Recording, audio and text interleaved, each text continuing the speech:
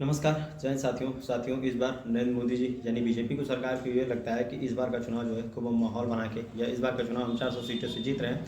तो इस प्रकार की गलतफहमी में वो बिल्कुल भी ना जिए। लेकिन आपको बता देते हैं कि ज़मीनी लेवल पे माहौल सच में बहुत ख़राब है। महंगाई और बेरोजगारी जैसे मुद्दों को लेके लोगों के मन में सरकार के प्रति इतना घृणा पैदा हो गई है कि जिसका अंदाज़ा शायद सरकार को भी नहीं है।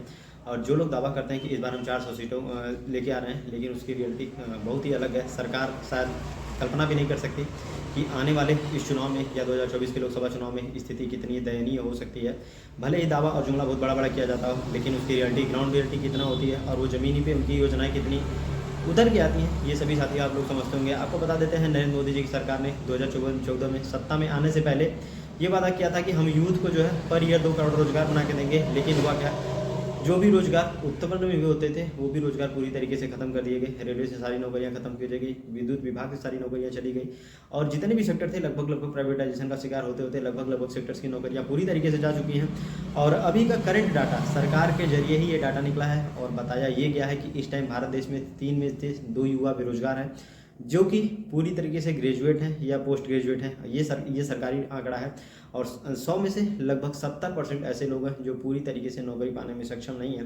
सरकार का वादा तो बहुत बड़ा बड़ा रहता है, लेकिन सरकार पूरी तरीके से महंगाई और बेरोजगारी जैसे मुद्दों को कंट्रोल करने में पूरी तरीके से नाकाम हो गया। सबसे बड़ी चीज़ यार, देश में आटा, तेल, नमक, चावल, घी सारे चीज़ का रोजगार कहीं ना कहीं बन रहा है, लेकिन आखिर इनको कंपनियों में रखा कौन जा रहा है, कौन लोग काम कर रहे हैं। पेप्सिको का जो है मुनाफा 12,000 करोड़ के आसपास हो गया, कोका कोला का मुनाफा 8,000 करोड़ के आसपास हो गया।